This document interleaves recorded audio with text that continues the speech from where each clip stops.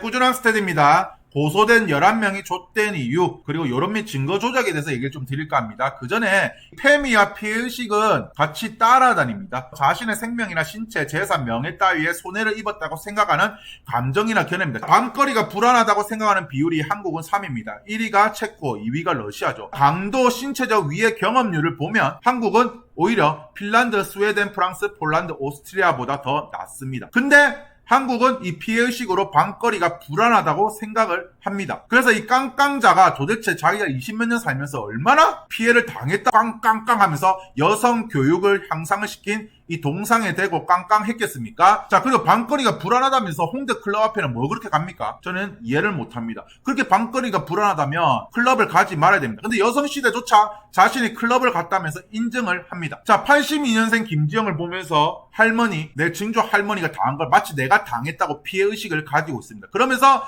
국가에서는 여자한테 해줘 하고 있습니다. 도대체 82년생 이후의 여성들이 62년생, 42년생, 22년생보다 얼마나 피해를 입었다고 그런지 저는 잘 모를 것 같습니다. 자, 그래서 덕후라는 사이트가 있고 여성시대라는 사이트가 있고 레몬테라스라는 사이트들이 있습니다. 자, 이 사이트들의 공통점 무엇이냐면 여자만 가입 가능합니다. 즉 폐쇄적입니다. 그렇기 때문에 잘 모르는 그런 여성들한테 계속 피해의식을 심어줍니다. 우리가 여성이라서 당했다. 우리가 여성이라서 밤에 못 돌아다닌다. 우리가 여성이라서 남성들보다 불리함을 당한다. 우리가 여성이기 때문에 우리가 여자라서 당한다.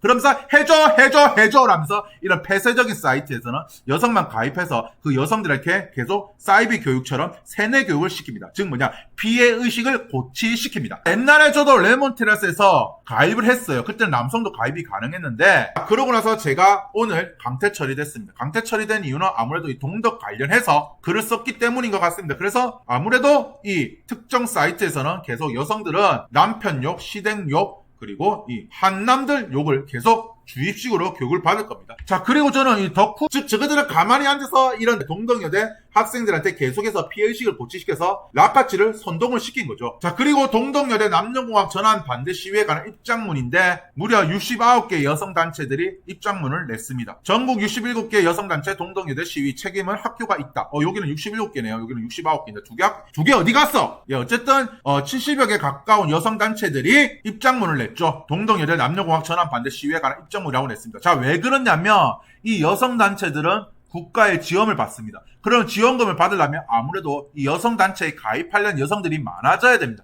그렇기 때문에 이런 폐쇄성이 짙은 사이트 같은 경우에는 미래 패미 전사를 뽑아야 되지 않겠습니까? 그래서 어떻게 하느냐? 바로 피해의식을 고취를 시킵니다. 남자들이 가입을 못하게 하는 겁니다. 자, 고립운전 청년의 성별과 연령 보면 여성이 72%입니다. 그리고 정신질환 1년 유병률, 즉 뭐냐, 우울증, 정신병이죠. 여성, 미혼 여성이 많습니다. 인터넷 중독도 마찬가지로 미혼 남성보다 무려 4배 이상이 많습니다. 불안장애도 마찬가지입니다. 미혼 여성이 12%입니다. 남성의 2배가 넘습니다. 스마트폰 중독도 마찬가지고요. 남성의 3, 4배가 됩니다. 즉 뭐냐, 여성들은 불안과 이 스마트폰 중독에 의해서 이런 특정 사이트를 가입하게 됩니다. 그리고 당연히 피해의식을 계속해서 주입받게 됩니다. 너희들이 불안한 건 한남 새끼들이야. 한남이 그랬어. 그러니까 해줘를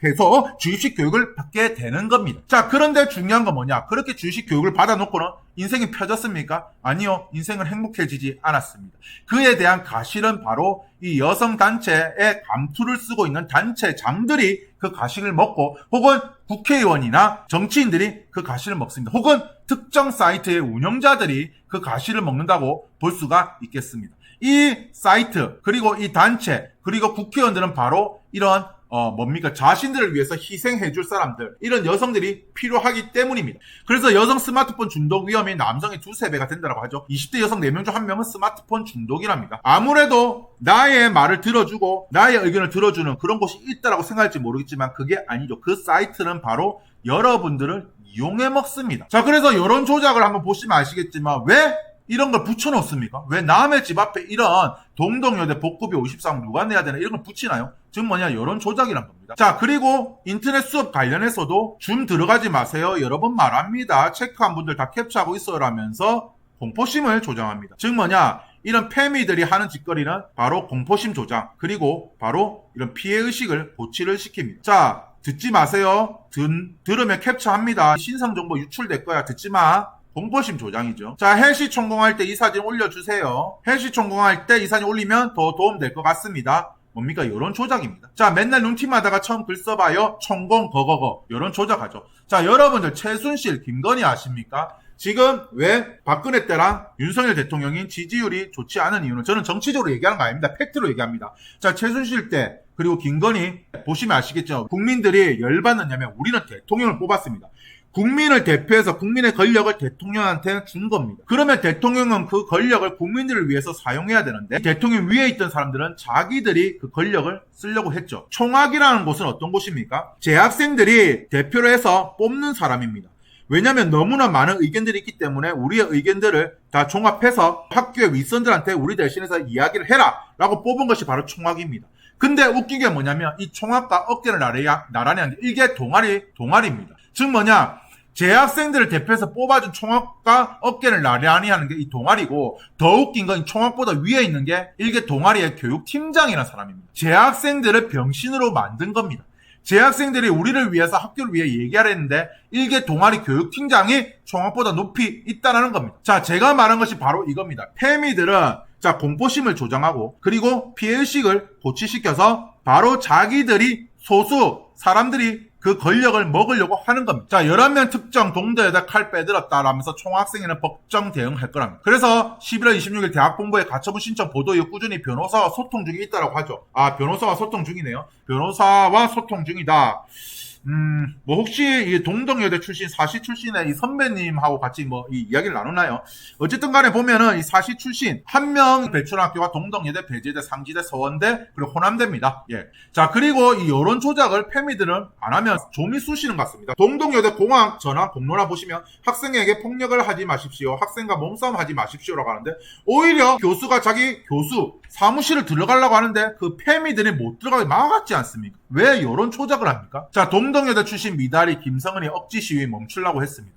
자, 반대로 정답소녀도 있었습니다. 극과 극입니다. 자, 미다리 김성은이가 시위 멈추라면서 자기가 이걸 이용해서 돈을 벌었나요? 자, 반대로 정답소녀는요, 바로 멤버십을 만들었죠. 자, 누가 동덕여대를 이용하고 있습니까? 팩트를 보십시오. 자, 그리고 웃긴 게 뭐냐면 이 계좌 후원을 받았습니다. 그래서 이 계좌 후원을 받았는데 입금 정지가 불가능한 이유가, 환불 불가능한 이유가 이 개인 모금 총대가 만 18세로 법정 나이 미성년자라서 못 해준다는 겁니다. 자, 그리고 거래 내역에 대해서도 웃긴 게 뭐냐면, 자, 이 지금 영수증 처리한 거를 삭제를 시킨대요. 왜 삭제시키느냐? 이 영수증을 통해서 특정 인물을 알 수 있기 때문에 신남성연대나 펜코에서 이 신상 정보를 특정할 수 있기 때문에 이 영수증 처리를 삭제를 한대요. 이것만 보고 어떻게 신상 정보를 알 수 있나요? 어떻게 알 수 있습니까? 그래서 이 영수증을 삭제를 시킨답니다. 자, 여러분들 만약에 모금활동 했던 분들 1000만 원 이상 모금활동 한 거에 대해서 이 요화정을 먹고 마라탕을 먹고 엽떡을 먹고 피자를 먹고 많은 외식 음식을 먹었다. 그건 불법입니다. 1000만 원 이상에 대해서는 불법이죠.